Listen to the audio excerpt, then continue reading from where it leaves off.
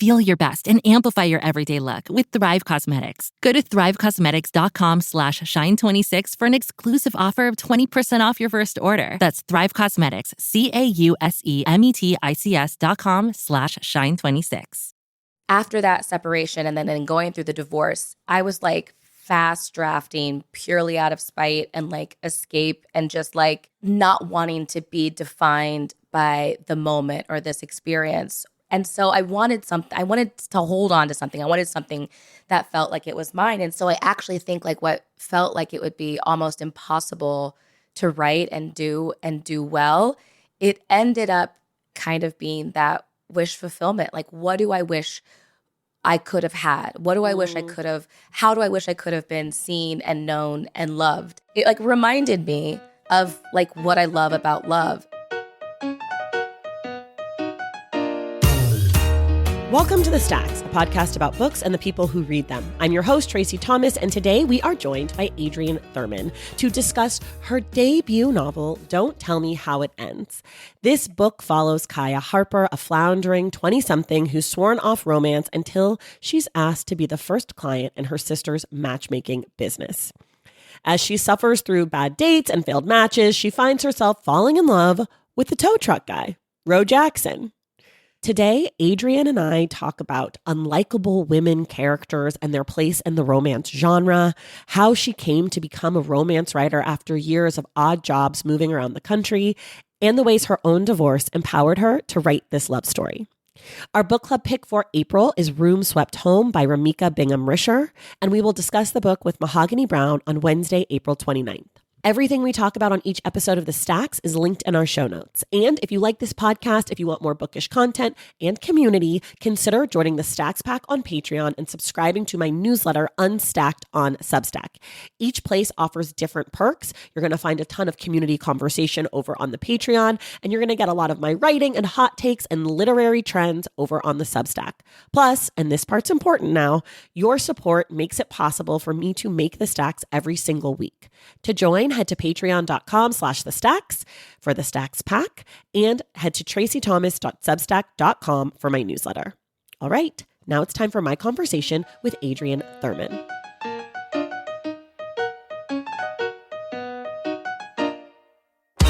All right, everybody, I am so excited. I am joined today by debut romance novelist Adrienne Thurman. Her brand new book is called Don't Tell Me How It Ends. It has an unlikable woman as the lead, so you know I'm excited about it. It has a very hunky man who I was also very excited about, and it has a lot of other stuff going on, which I'm excited to talk about. So before we get to all of that, Adrienne, welcome to The Stacks. Thank you so much. I'm so excited to be here. I'm so excited. We have to tell people this is the first time ever, I think, in the history of The Stacks that we have had now siblings on this very podcast. You are the sister to Nicole Thurman, who only people who have listened to the show for a long time will remember. But Nicole was on in 2019 when we did that horrible, like, mystery horror book for book club. I'm Thinking of Ending Things. So you guys are now officially like in the Stacks on the Guinness wall. Book of World Records. Yeah. It's like the first time we've ever had siblings. So congratulations to you. Thank you so much. It's funny because I don't know if you remember, but she told me initially not to listen to her episode. And so like for the longest time I didn't. And then last night I was like, I have to at least know what happened. How was it? Was it bad? The only thing that I was thinking about, like last night when I was listening to whichever one I heard, was just how much like life has happened since then. Like it just like 2019 was so long ago. So just being like, wow, like totally different like life stage and job and everything. And it's just like crazy how much time passes, how quickly. Yeah. I never go back and listen because I feel like sometimes it would make me feel weird about like time passing. I'm like, it's been 8 weird. years. Yeah. It's like have it documented every week of my life for 8 years is like a little bit crazy. But, you know. Now, it's fun for me to go back, but I don't blame you. Yeah, people are like, oh, I went back and listened to this episode. I'm like, oh, hope I didn't say anything embarrassing. Because I know I was saying dumb shit back then for sure. Because nobody listened to the podcast. I mean, so was I. But I just wasn't doing it into a mic. Yes, I know. This was a mistake for, well, I'll deal with this later. Okay. Let's talk about your book.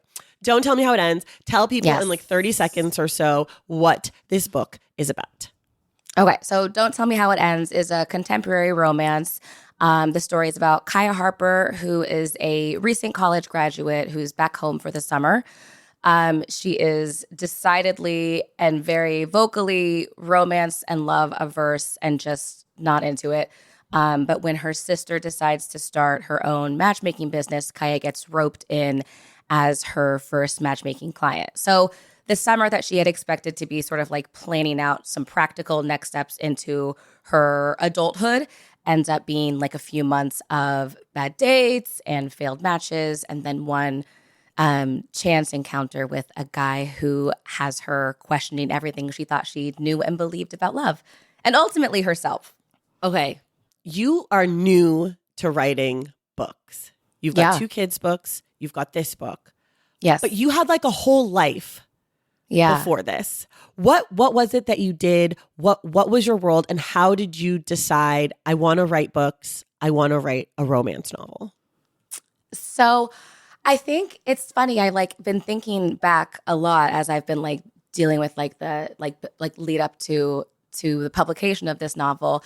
And it's funny because like when I look back and I think like the obvious question for a lot of writers is like, did you always want to be a writer? Did you always know you wanted to write? And I always really enjoyed writing. But when I look back, I never remember feeling like a very creative person. And I was always like my oldest sister was the actress. And then my middle sister was the artist. And I was like the one who was just like good at school. And so I was really focused there, and I like graduated high school early, and I like did a post-bac for pre-med, you know, like, and I was like gonna be a doctor. I was sure of it. And then kind of like as I went through life, things just kind of kept unfolding and kept kind of moving me in different directions. So there were like a lot of false starts just in terms of like, what do I want to do? What do I want to be? And then through that, I ended up meeting a guy, as you do, and getting married, and his career had us like bouncing from city to city. So for a lot of years, I was just sort of like along for the ride, which like is a terrible thing to think about now in hindsight. But at the time, it felt like, you know, we were in it together. So it wasn't until I had my daughter where I was kind of at that point just like working like job to job and city to city as we moved around. And then when I had my daughter, I think was the first time that I actually like paused long enough to think like, okay, well, what do I really want to do like long term? What's important to me? What haven't I accessed or like seen through? And, you know, if I'm like sitting here thinking about what's possible for her, it just kind of got me thinking about what might be possible for me. So it was really just like total happenstance and just like kind of the, like how life moves you in ways you never saw coming. How was the thing that you came to writing? I mean, I always really loved words and writing, but I only ever really did it in school. And so I think that I've always just like seen it as like a very like academic thing that was very separate from anything that I would pursue professionally. And so as like with my daughter, we were just reading a ton. I was reading picture books to her, you know, all day, all night.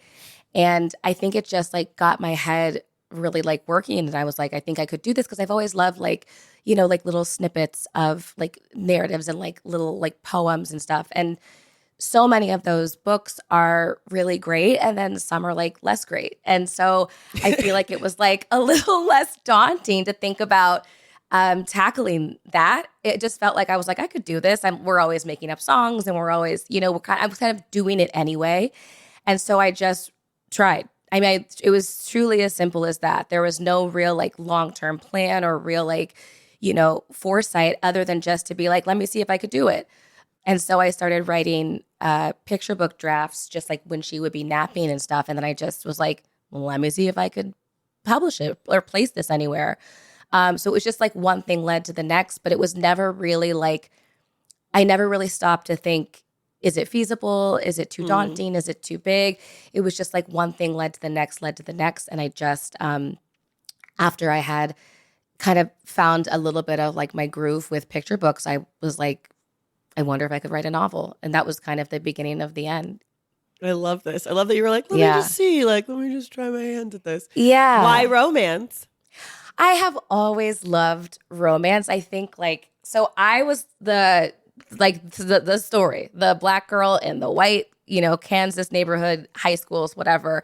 So I was I never was invited to a dance. I never had a boyfriend. I never had any of that romance in my own life or that main character experience. And so I think that I really just sought it out and loved it in books and movies and shows. And it was just the ultimate wish fulfillment, even just as a viewer or a reader.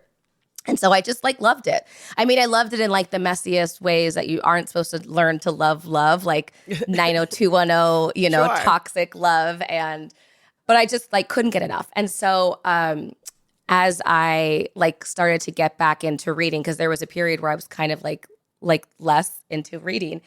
But it was just such a perfect gateway back into books that I had kind of fallen off with. And so, I love it. I feel like every story is better with just a little dash of will they or won't they? And so it just felt like a really kind of natural progression for me. And they will, by the way. Will they or won't they? They do. They will. They always do. It's it always works out. So crazy. I know. Good for them. Yeah. One of the things I really like about the book is Kaya is not your typical romance protagonist. Yeah. I use the phrase unlikable as complimentary because that's the kind of fiction that I like. I know that, in romance communities, there's lots of debate around a likable or unlikable main character. And that's different, and I think, than in other genres. I think across genres, people do struggle with unlikable women. But I think in romance, it's really can be really a thing, especially by Black writers, especially when it's a Black woman. So I'm curious what it was for you that you wanted to explore with Kaya, why you wanted to sort of enter the fray with this sort of I mean, she's not that unlikable. She's just 24 and doesn't. People don't like her.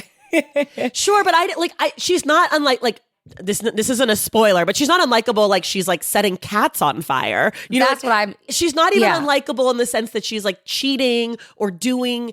She's not abusive. She just is fucking and kind of 24 and over it and has a little bit of a shield up around her. She's a little prickly. Absolutely. And I think that for me, I love an unlikable character too. Yeah. And I think in romance, especially where so often we get a different archetype, I was just really excited to have her come in imperfect or flawed or whatever and stay that way and be loved through it without having to have this big, I see the light, I am changed, I am better for it. I feel like I just wanted her to feel very real. Because that's kind of what I always seek out in any story, romance included. And so, there's plenty of options to draw from for that. But for me, it felt very natural to have a character be just who she was. And I agree, she's not unlikable in a problematic way where you're she needs to be canceled and cut off and someone take the mic from her. She's not an asshole. She's not an asshole. I think what she is she's just not easy or concerned with her reception. And I feel there's a lot in romance specifically, there's so much conversation. It's very often by women for women. And so I think that there's a lot of conversation about the terms that we're using, the responses that we're having to characters. And I think that there's often a lot of internalized misogyny that we're having to kind of peel back and say okay, well, she rubbed you the wrong way. Why do you think that is? Why do you think you had such a strong reaction to her just being at this life stage and being confused and being kind of a mess? And so I think for me, I like any book or story or character that kind of breeds conversation and a reaction, whatever the reaction is. And I think that it was just really important to see and to write someone who was just loved through the process as she was and wherever she was heading. Yeah, I think the way that we sort of deal with unlikable characters or whatever is really interesting to me because especially in romance, because I am a person who likes mess. No, me too. Not in my Yeah. personal life, but as far as entertainment goes, like I'm like, oh, the messier the thing, the more likely I am to watch or read or sit with it. And I think part of my problem with romance, and this is such a generalization, is that sometimes in an effort to sort of placate certain audiences, the characters are too clean for me. And I'm like, yes, but dating is messy. Like, and I find that with a character that is slightly unlikable, like I'm thinking of a book, I'm thinking of You Made a Fool of Death with Your Beauty. Oh, yeah. We did that for a book club here, and people really struggle with that book. And lots of people told me it wasn't a romance because there's different love interests, like, and the main one doesn't, like, it's like, whatever. I don't want to spoil, but like the timeline makes it not a romance. And I was like, I don't buy that. I think it has a lot more to do with people not liking the main or character. not agreeing. Like not they were agreeing like, with her choices. And I don't read books like that. I'm like, I'm not here, like, it's like reality TV. I'm not here to make friends. I'm not here hanging out with Kaya. I'm not going to Kaya for advice. I would like to watch a person who is not perfect enter the world and do things imperfectly. And I understand that I am not, again, the typical romance reader. But I have found that when I like romance books the most, it's because the female main character is sort of messy or unrefined or chaotic or whatever that is. I'm just like, there are people who want something and go after that regardless of the people around them. And I'm sort of like, that is entertainment to me. Like that, the things that I love most are, especially stories that center women, are the ones where that's who the main character is. And so I think that has been a thing that's hard for me in romance, because I do think you're right. There's like this weird misogyny going on of like, she's got to be perfect to be worthy of love. And again, this is such a generalization. This isn't all romance books. No, I don't even think I'm speaking so much to the books themselves, but like the reception of the books and like the audience. I think that people have like an expectation of a certain arc. I think that a lot of romance readers, and like, I love them. The romance community is like unmatched.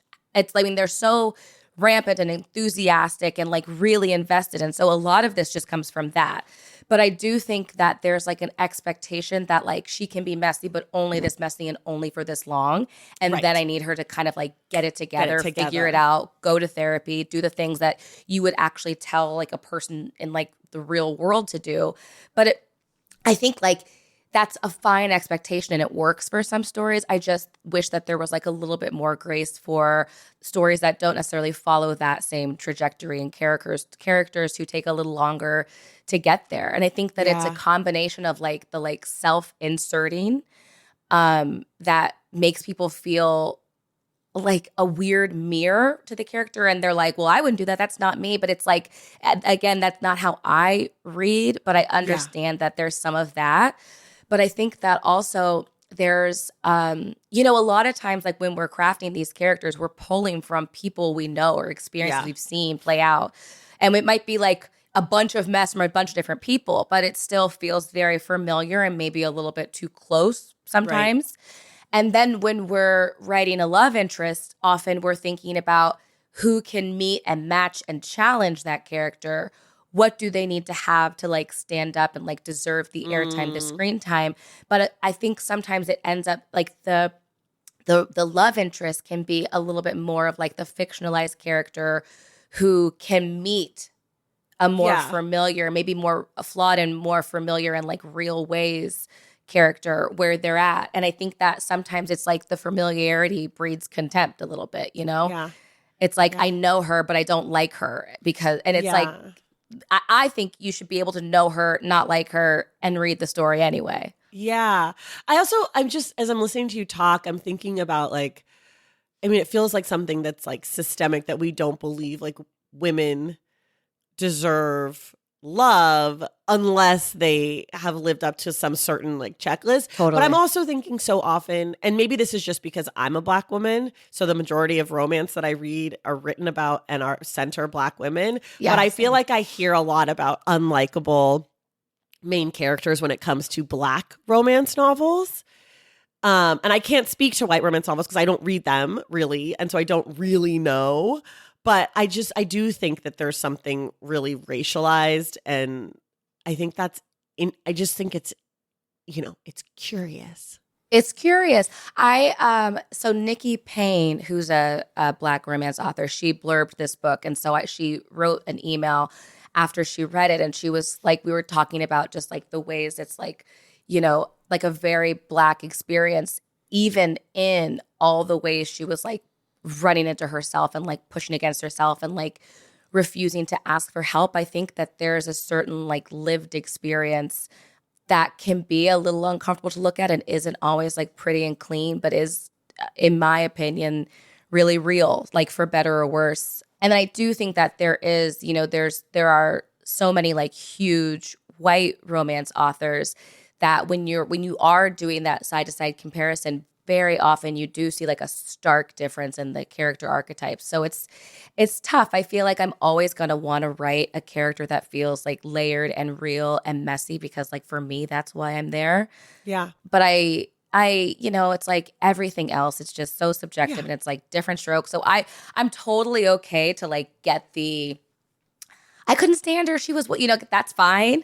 Yeah. But I do find it very curious. Yeah. Yeah. And I also feel like for me, not liking the character is like, I'm like, if you can write someone that I actually dislike, I'm like, props to you. I don't think Kaya's that bad. Like, I think Kaya's just like 24. Yeah. Like, I kept being like, yeah, no, that tracks. Like, she just and like wants to hook it's up. Summer. It's like a few months. Like, what do you want her to be completely changed and healed and flawless?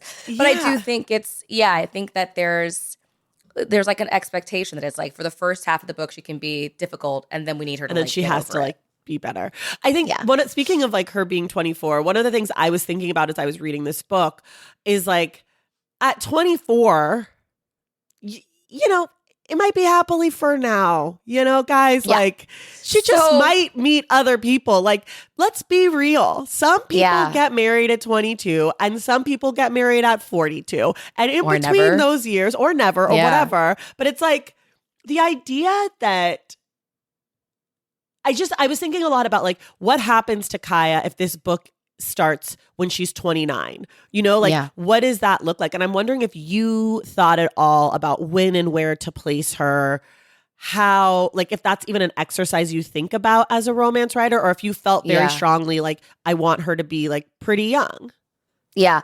I think for me, I think if you look at the three women in this book, like there's Kaya and then her older sister and their mother. And I feel like that to me is where I was kind of looking at the whole like arc of a woman's life. And it was sort of this idea for me that coming of age never really ends. Yeah. And so for her to be as young as she was, I felt like I was able to like reflect on that time, but in a way where I had enough distance from it to like for me to have grace for Kaya where maybe she can't for herself. Yeah. It's funny because there's a lot of reactions to like whether or not you include an epilogue and like what happens next and you want to see their happily ever after. But I'm really also of the mind that a happy for now is really sometimes what fits the character and the story and the life stage. And so it's like very much like intentional that she would be young and also it like leaves space to keep going forward.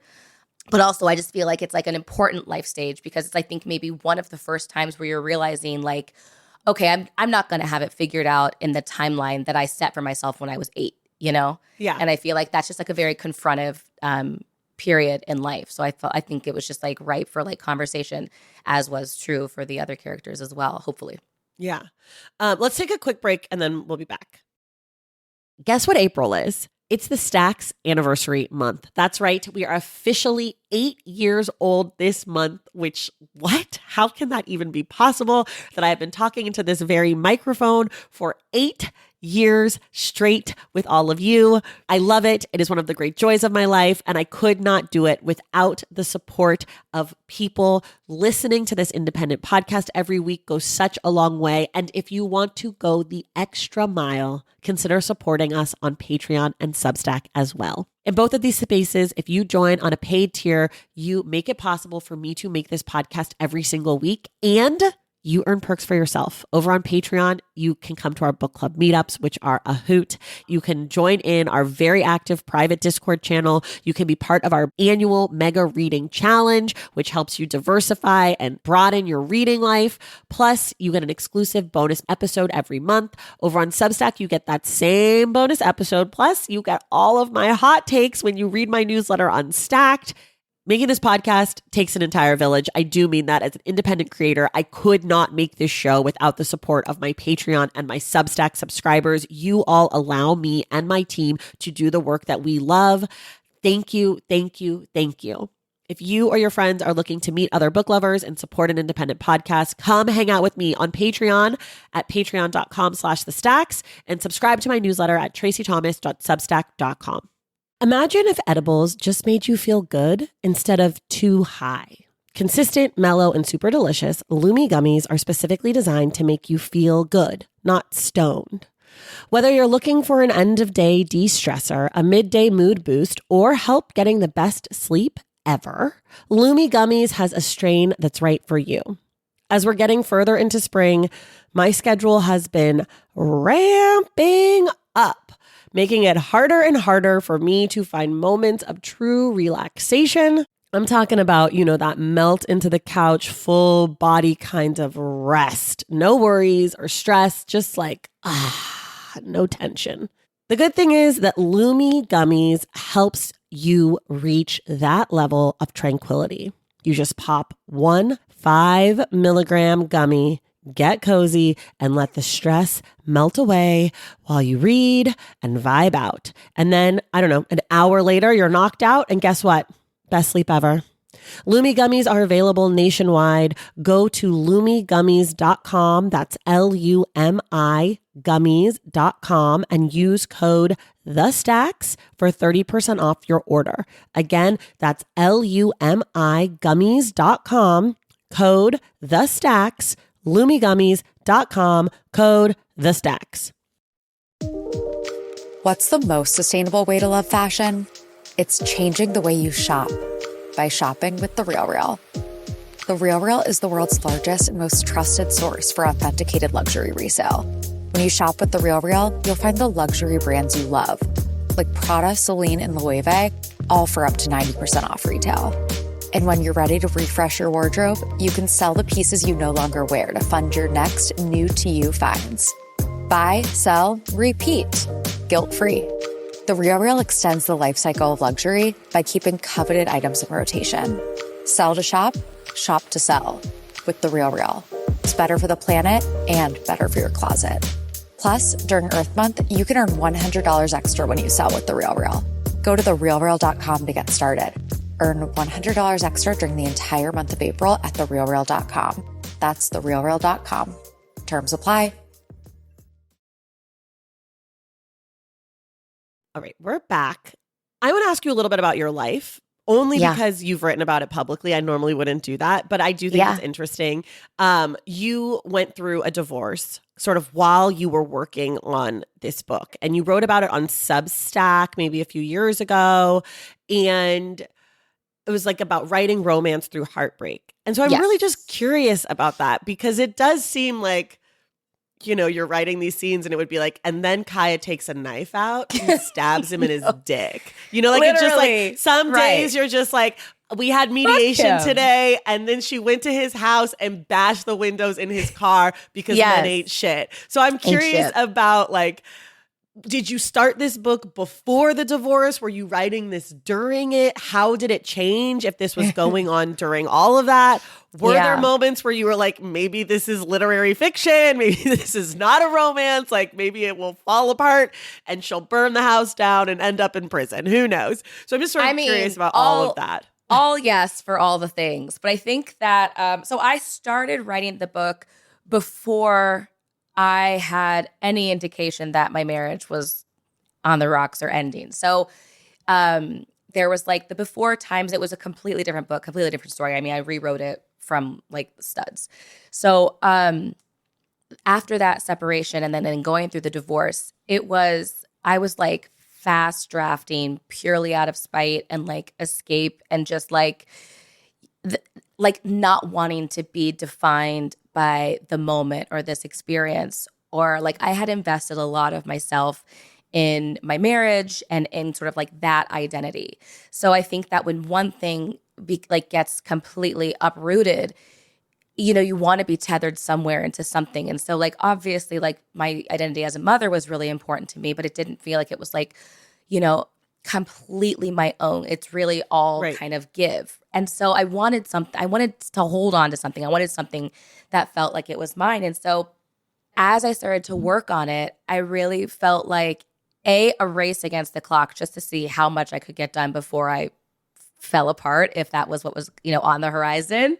But then also, I think in writing it and in writing it this way, I could kind of like hide in different characters that were having like totally different life experiences, and then always have the romance to come back to. That was almost like a little bit of a life raft for me to like kind of force me fully out of myself and into the character in that moment. And so I actually think like what felt like it would be almost impossible to write and do well, it ended up again like kind of being that wish fulfillment. Like, what do I wish I could have had? What do I wish I could have? How do I wish I could have been seen and known and loved? And how do I wish I could have been messy and flawed and still safe, you know? And so I think that being able to create that for the character when I didn't have it for myself, it really felt like empowering, but it also really felt like what romance, the genre, is kind of good for, which is like a safe place to hide. Like it really is like the comfort and the safe landing of a happily ever after. And so it really felt like it was like something that turned out not to feel like it was just this like spiteful project, but it really was like, it like reminded me of like what I love about love, separate from my own story and where it was at in that moment. Yeah. I mean, you're a better person than me, because if I were you in my acknowledgments, there would be a line that was like, and Bill, choke, you know? Thank you so much. Hope you choke. I know. Mom, love you. Like, then you there think was about nothing. it. I was like, we need at like least forever. one more. But I just didn't want him bound to the work in any way. Sure. Like I would have put wanted something, or like something that was just like, for those of you who tried to ruin me. Oh like, my God. Look at me now. Here's my book. I'm just waiting to write a book just so that I can write acknowledgments to my enemies. You know, like I don't want to write a book. It'll be 2 pages, but the acknowledgments will be like 75 pages. Yeah. And we'll be like, to my enemies alphabetically. A, Aaron. Yeah. Yeah. B, Bill. Like just going through the list. And honestly, like it is always tempting, and there is still time, because that like the embers of that hatred will just continue to fester. Yeah. So yeah, I mean, you never know what's happening in the future, but like for this, you one, have I another really book though, right? Because there's own. an excerpt. Yeah. What are the details on that? So we go forward with, well, for like to not spoil the first one, we go forward. It's like a separate standalone spinoff with the older sister a few years ahead, to just kind of like where they're all at and what's going on for her. Oh, great. Yeah. Well, speaking of the sister and everybody, how do you name your characters? It depends. Like, so for Kaya, I pulled that from like old baby considerations that I had like in lists for myself to use. Okay. Before I had my daughter. And then for Ro, which I'm always like, I wonder if anyone will ever ask about this because it's so funny to me. I named him in like the first iteration of the book that I started when I was still married and thought that was, you know, going to be the thing. And so I just used the name of a friend that I just always loved his name. I thought it was like very cool and could be like like it's one of those names that like who you are defines the name rather than like the name defining you. So I just thought it was like kind of cool that he could be all of these different things. Like the character could just be like very layered and interesting in that way. But what's funny about that name is that then after my husband and I separated, I went out and I hadn't seen this friend in like years and years. And then I saw him and I was like, oh, hey, Ro, I like named this character, blah, blah, blah. And he was like, yeah, I've actually always wanted to like talk and like get to know you. And I've always had, so it was like very hilarious because I named the love interest after him with like with like nothing there. It was kind of hilarious. But so it's just like they're pulling from different places of life. And then like if someone's like an older character, I'll pull from like something that feels like more classic or like more timely. Depending on how is far Rose back short we're for going. anything? No. It's not like Roman. I'm sure for or some something. people it is, but yeah. I wasn't sure. No. I sort of like, in my mind as I was reading it, I was like, oh, Rose short for something, but she's just not telling us. And I sort of liked that because I was like, that's sort of fun. Like, some people just go by a nickname and like nobody ever says their name, but like it is there. And I feel like usually in a book, someone would be like, Ro, but my real name's Roman. Like his and mom or something will call like him. Roman or whatever. Right. And I was like, oh, I sort of love that like this could just be a nickname and there's like a whole name and we just don't even know. Well, any takeaway a reader comes up with and loves, I'm like, oh, sure. I'm totally taking that from here on out. Like, yeah. I hate when authors like tell me everything, like when they like, and she did this because I'm like, I can figure it out. So it sort of felt like a fun little like, oh, I wonder what his name is. You're like, I'm in the family. Like, I clearly, like we're familiar. It's so hard though. It's such a hard balance, like the telling everything and not telling enough. It's like, ooh, it's hard to know. How do you know? How do you decide? Well, I am also someone who doesn't like to like have it all handed to me. And I like to be like, if you can't connect these two dots, maybe those dots aren't for you and just keep, go on to the next ones. Yeah. So it's funny because like a lot of it is conversation with your editors and to see if there's like kind of a common thread, like something that's not clicking for multiple people or through multiple passes. And then maybe you'll like, okay, I'll give a little more here. And then maybe they'll bring up something here that you could consider, but then you just will be like, no, I think it's fine. So it's just like the editorial conversation. And I feel like it's for me, like, speaking to how I also write picture books, I am like very economical with my words. Like I like to get in there and just like, so I, for story and then also just for like the sound on the page, the way something like will hit my ear, I just am like very conservative with my words. So, do you read your books out loud to yourself? Stylistically? Oh, yes. Every word, like through every draft and dialogue. I don't know how anybody writes it any other way. Interesting. Yeah. Wait, tell us about the picture books because one came out earlier this year. Yes. And one comes out later this year. Yes. No Way Wash Day is the first picture book, and it is about a little girl trying to escape her like weekly wash day routine, which is absolutely my daughter forevermore. And that one came out in January. And then the second one that's coming out in August of this year is called The Brunch Shift. And so that is about a little girl who goes to work with her mom at a diner to work the brunch shift. And like throughout the day, they steal like little moments of time and just go on these like quick little like imaginative adventures, just the two of them like stealing little like pockets of fun in just like a busy work day. So that one comes out August. And then there's another next year, though I don't know if we have a release date for that. Oh, okay. Well, yeah. We'll stay in touch. Books, it's like you never know. Yeah. No, you never know. What about the cover and the title for this book? So the titles I struggle with. Like I know some people, it's like, they're like, I had the title before I even wrote a word. That is so not me. So I sent over, I'm terrible. Like I sent over so many just horrible ideas to my agent. and then throughout the process with my editors, also I think like through like very close to the end, we were still like considering whether or not to change the name. But what was the name you were thinking? I feel like the like first one like years ago was like not what I signed up for or something like that. I don't know. It was like, I mean, not good stuff. Okay. And I think my agent came up with this name, with this title. And so that one was her. And then the cover, so the cover was such a process. It was like, I am someone who, like, for me, like, I struggle a little bit with like traditional romance and rom-com covers. I like a bit more of like a grittier, like artistic vibe. Like I always say I want like horror on the outside and romance in the middle. What's a cover that does that? I'm just curious what you're thinking. No, about. I don't know. That's what I'm saying. Okay. Oh, okay. Yeah, I wasn't sure if you were hard. like, I like these covers. Yeah, I mean, like when I was sending in inspo, I sent I know people have like very strong reactions to photographic covers. Weirdly, people don't care for them. I love them. And so that was like where I went first. Natasha Cunningham is who did Kennedy Ryan's covers. Oh yeah. And so there's like it's like a little bit of like mixed media where it's like the photograph and then like a little bit of, and I love that. I like those too. All of my ideas were promptly nixed. They were like, you're a debut author, so good luck. Yeah. They were like, well, what about this?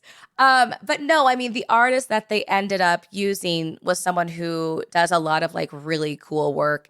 And getting the characters right was like kind of a challenge. It was like a ton of back and forth, but and the pose, it's also hard. I'm someone who doesn't even really want characters on the cover at all. Yeah. And so finding like the balance of like, okay, well, Adrienne, they're gonna be there, but like let's do it in a way that feels like a little bit just like different or like, you know, not as, I don't know, just like, I mean, they're cartoons, but it's like I just didn't want it to feel too bubblegummy, you know, too happy. Yeah. And so, so I think just trying to keep it like a little less literal. Like I didn't want them like in a scene in that way, like cartoon characters in a scene. So just trying to find something that like feels a little bit more like me and a little bit more like the story, but then also works for like sales and marketing and all that. So it's like a lot of opinions being thrown around. I'm fascinated with the romance genre because I also feel like the covers are so specific in the same way that like the rules of romance are so specific and like what's accepted.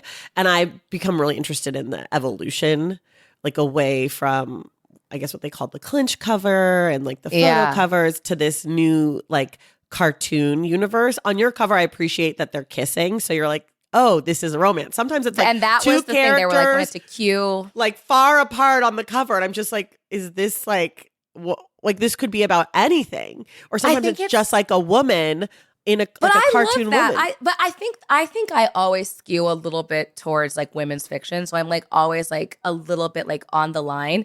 But I like that. But I just don't feel like it's clear it's romance to me. Do you know what I mean? Like, well, I mean, that's why they do the other thing. Yes. They want it to be like you're walking up by a table and you just know like that like immediate sort of like, you know? Yeah. And also I feel like it's so different now because they're not even always thinking about walking by the table or walking by the shelf. They're thinking like social scrolling media, through Amazon. thumbnail. Yeah. Yeah. And so it's like really it has to cue it immediately. So it's like those trends, like they work for a reason. And I think that because people put out romance books relatively quickly, like once a year or so, I feel like you can really like respond to those trends more quickly than like another, like a literary, you know, fiction novel would, because it's like a longer process. So you can't really, it's like less like trend forward.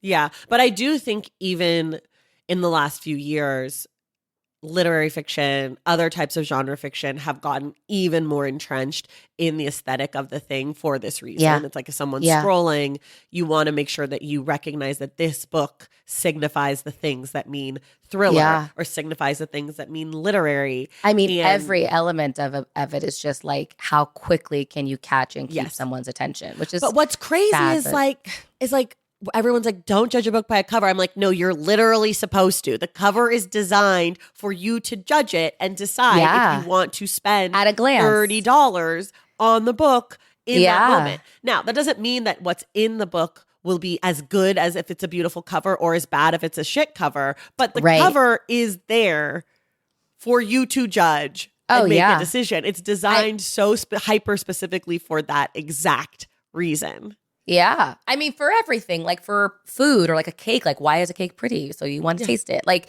it just is like that is like if you're shopping and you're just, I mean, you're not going to pick up every book and read the flap copy for every novel. You really are going to just have to be cute. I have the book here, which is why I keep like looking off. I have mine too over there. That's why I like it.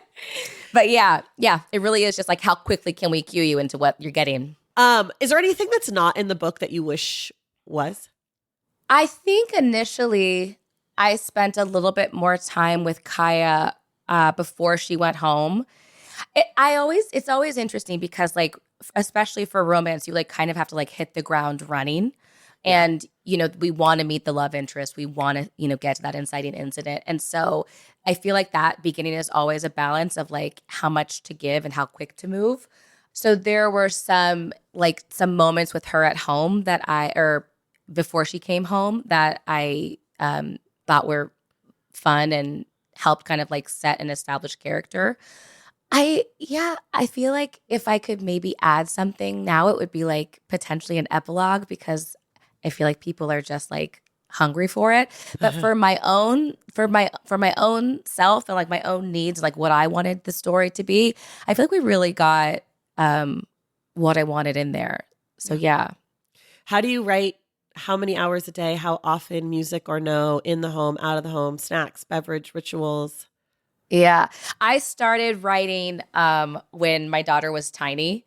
And so I feel like between writing with a baby and like those like nap hours and like before she woke up and after bedtime and then going through like writing through a separation, writing through a divorce, like I've been writing under duress for as long as I've been writing. And so I aspire to have like a system, you know? Okay. I write at my dining table and I write like if it's a school day, I'll write like from drop off to pick up. And, you know, if she's with her dad, then I'll just write like straight through 13 hours a day.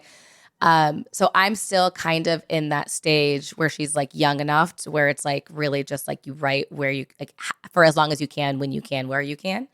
But that said, I really can't have like any distractions. And so it has to be like focused writing time. It can't be like some people will write like when they're like on the bleachers at like a, you know, practice or something. I can't do that. I have to like go sit in my car and just like type away like a little creep. What about snacks and beverages? Snacks depend on the writing stage. So like if I am really in the thick of it, it has to be like something I can pop into my mouth with like, and then be back to, my hands can be free again. And then like whenever I'm feeling like really good, like it's like basically like we're at like a read through stage, then I can like grab like a popsicle or something. And I feel like that's just like me saying like, I don't even need my hands. But yeah, for the most part, I keep my snacks away from me because I get up and down so many times as I write. And I feel like I like need those steps to like marinate or play a little bit. And so I like the trips over to the cabinet are like, you know, brainstorming sessions. Yeah. What's a word you could never spell correctly on the first try? Well, I spell it correctly because I always say beautiful every single time I write beautiful. Okay. Beautiful. I think I like learned it that way and that always sticks. I mean, gosh, honestly, there's so many, especially like as you get deeper into like revisions and drafting and your brain just turns to absolute mush. I'm like, how do you spell berry? So yeah, I would say beautiful. I always have to cheat with my little sounds. But at a certain point when my brain is just hollow and wrung out, then all of the words. Yeah. For people who love this book, what else would you recommend to them that's in conversation with what you've done?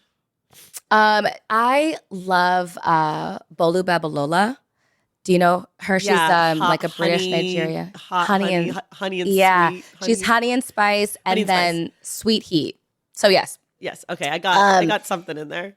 Yeah, no, it was like just perfect. But she is like Nigerian and British. And so it's very like dialogue heavy and just really smart and quick and witty. I love her. I think her characters are also really real and flawed and messy and super fun. Talia Hibbert, I love as well. I think she writes, again, I think it's just that like sort of like dry humor and wit that I really am kind of like always drawn toward. Yeah. So I love her. as well. Nikki Payne, who I mentioned earlier, she's so smart, and like her books are always really accessible. Like you don't feel like you're learning as you're reading, but she has like just such great commentary on the world at large and like womanhood and blackness and race. And it's like just she has a lot to say that's like really important, but it's like always wrapped up in these just like really fun, sexy romances. I'm trying to think. There's like always like the big hitters, like, you know, Kennedy and Tia and Jasmine, but I feel like a lot of there's like just there's so much good stuff. Like Black romance is really just like we are being absolutely fed. Yeah, it's definitely a moment. We're having a moment in the best way. It's a moment for sure. What about when you're writing romance? Can you read romance? I can read before I start drafting, and then I usually will switch to something else. And so like right now I'm working on revisions for book 2, and I'm listening, I can't like read like with my eyes, but so I'm reading audiobooks of like thrillers. So it's like I like to have like a different flavor, so it feels like it's like two different sides of my brain. And also it just is like a reminder of like, because there are such like discrete rules for the genre and for like conventions. So it's nice to like be reminded that you can like play a little bit or like break out in ways that other genres do. Yeah. So I don't tend to read in the same genre that I'm writing. I don't want it to ever feel like too familiar or too close to something else. Yeah, I've heard that from so many writers of like when they actually are writing, they have to It's hard because it just like gets in your head, so it's like could be completely unconscious, and you're like, wait, that doesn't sound like me. That was Tia or something, you know? So yeah. I mean, even Jasmine Ward said that. She was like, I read romance. She loves romance. She loves genre. Yeah, and she was like, when I'm writing literary fiction, I have to be reading genre fiction. Yeah, or it really is. It's like a palate cleanser in like different ways. Like it's just like the inverse. Okay, last question. If you could have one person, dead or alive, read this book, who would you want it to be? I think it would be my grandmother. She was a writer, and she passed away like kind of like right at the start of this process for me. But I don't think I realized until like she was very close to the end how formative writing was for her. And I think she, similarly like to how I was speaking to earlier, kind of wanting something that was mine, I think she took a lot of pride in it after having like given of herself for so many decades of her life. So like one of our last moments together was me just like reading her own writing until like 2 or 3 in the morning. And she just wanted to hear it all. And she wanted to hear the commentary and the feedback she got and the critiques. And so I think it's just like, she really like took so much of her identity back in her writing. And so I would love for her to know that, you know, that we have that in common now, even though she's gone. But so that would be an easy one for me, an easy pick. That's so beautiful. I love that that's what she wanted at the end of her life. Was like, I know. Read me not my photo words. albums. Don't talk about my family. Just like I want to like let's like walk me through the different stages of my life in my own words. I love that so much. Yeah. All right, everybody. You can get this book, Don't Tell Me How It Ends, now wherever you get your books. I listened to some of the audiobooks. She does a great job. She's so Your good. narrator. She's so good. She's good. really good. Yeah. So if you're an audiobook person, it was the first time I ever listened to a romance on audio. Oh, yeah. I love romance on audio. It's like I usually can't do fiction, period, on audio. Yeah. It has to be first person, voicey. Yeah. Oh, You know, yeah. Like a podcast, like you're talking to your friend or something. It has to be like a memoir. You know, like I can't do. I've recently dabbled a teeny tiny bit, but again, it has to be that really strong first person voice. Like if it's like he said, she said, I'm like, I don't know. I lost it. Who's talking? You're like, I don't even know who he is. I'm getting groceries. Yeah. But she did a really good job. There's even a part where like the character didn't know who was talking at first, but I recognized the voice that she was using for the character. I was like, I was like, that's no, she's really good. I love you can't audio. tell, but it's Ro. You can't see him, but it's him. It's Ro. He's back there. Turn around, girl. He's right there. Yeah. No, she's great. So I love that. Well, thank you so much, Adrienne. Thank you for coming on the show and for giving us our official first sister combination. Yes. Finally, it only took 5 years, but we finally done it. And well, 8 years clearly of the show. you knew that was coming. That was like you were just laying the groundwork. And now I mean, here you we hadn't are. even started writing this book when I had Nicole on. I hadn't started writing anything at all. Yeah, and I still taught spin. Life comes at you fast. Yes. Anyways, thank you so much. Everybody, you can get the book wherever you get your books, and we will see you in the stacks.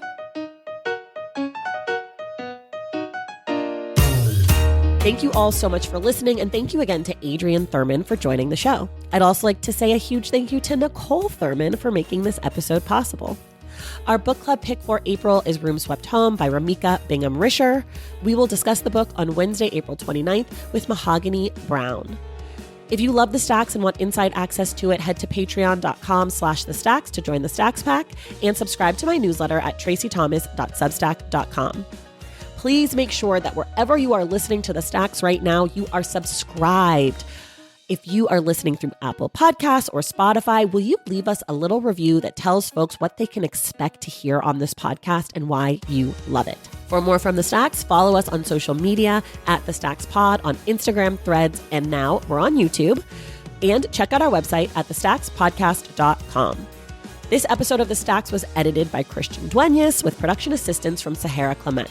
Additional support is provided by Cherie Marquez, and our theme music is from Tigirigis. The Stacks is created and produced by me, Tracy Thomas.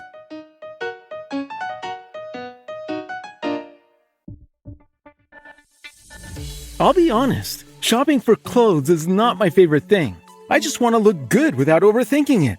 Stitch Fix makes it easy. You take a quick style quiz, your size, your vibe, your budget, and a real human stylist sends a box with clothes that actually fit your life. Try it on at home, keep what works, send back the rest. Shipping's free, no subscription required. Get $20 off at stitchfix.com/podcast.